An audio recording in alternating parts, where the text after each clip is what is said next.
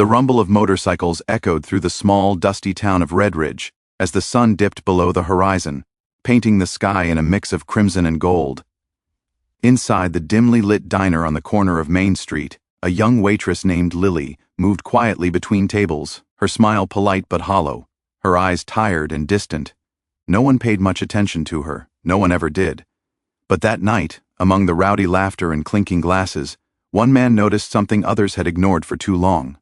He was known as Cole Maddox, the leader of the Iron Serpents, a notorious biker gang feared across 3 counties.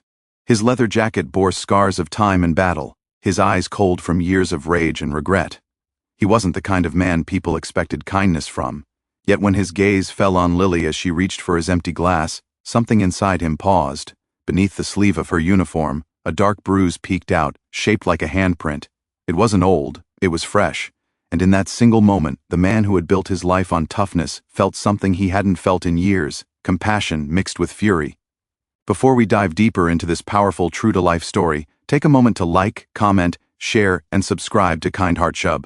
If you believe in kindness, second chances, and the power of standing up for those who can't. Cole didn't say a word, but his mind wouldn't let go of what he'd seen. The bruise haunted him as he finished his meal, his knuckles tightening around his coffee cup. When Lily came back to collect his plate, he saw her flinch, not at him, but at the sound of a car horn outside. Fear. It wasn't just exhaustion in her eyes, it was terror. A kind of terror he recognized because he'd seen it before, in his own sister years ago before he'd failed to protect her from a man who'd broken her spirit. That memory never stopped burning in his chest. Outside the diner, his crew was laughing, engines roaring, ready to ride out. But Cole stayed back, his jaw clenched. Through the window, he saw Lily step outside for a smoke, her hands trembling. Then a pickup truck pulled up fast, tires screeching. The man behind the wheel shouted her name, Tom, her boyfriend, maybe husband, Cole guessed. She froze as he got out, his voice filled with venom. Even from across the street, Cole could see what was coming. Tom grabbed Lily's arm hard, yanking her close, whispering something that made her shrink in fear. When she tried to pull away, he slapped her. Right there, in the open, under the dull streetlight, Cole's heart pounded. The biker in him was used to violence, but this was different. He took one step forward, then another, and before anyone could react, he crossed the street. The man looked up, startled, but didn't have time to speak. Cole grabbed his wrist and twisted hard, forcing him to let go. "You like hitting someone smaller than you?" he said in a voice low enough to make the air around them tense. Tom stammered, tried to speak, but Cole's glare silenced him. Without another word, Cole shoved him back toward his truck.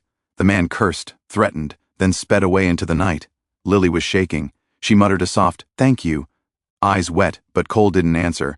He just nodded and walked back toward his bike. He didn't know it yet, but that single act of intervention would soon change everything. Not just for Lily, but for the entire town that had long chosen to look the other way.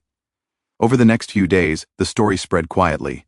The leader of the Iron Serpents had stepped in to protect a woman. Some said it was a rumor, others swore they saw it. The town, used to fearing Cole, didn't know what to make of it.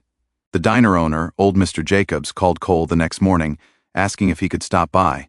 When he did, Lily wasn't there. She hadn't shown up for work.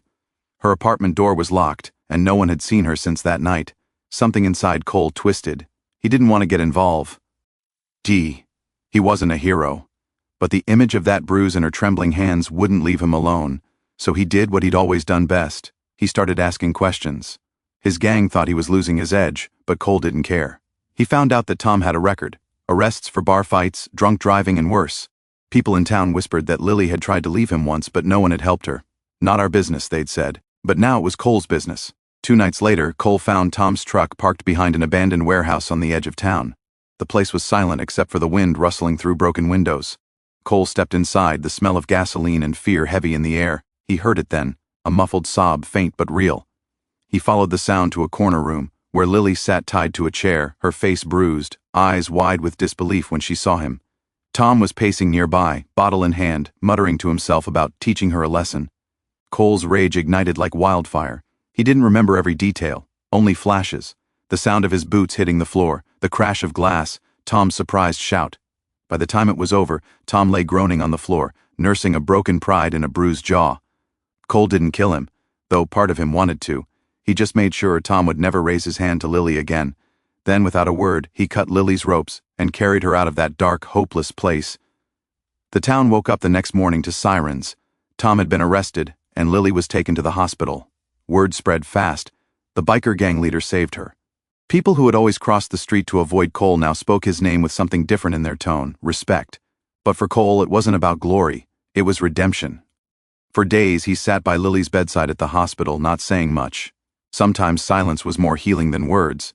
She told him slowly about the years of fear, the isolation, how she thought no one cared. "You cared," she whispered once, tears streaming down her face.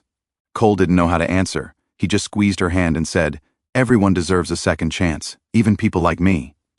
The news reached beyond Redridge. A man known for violence had become the unlikely symbol of compassion.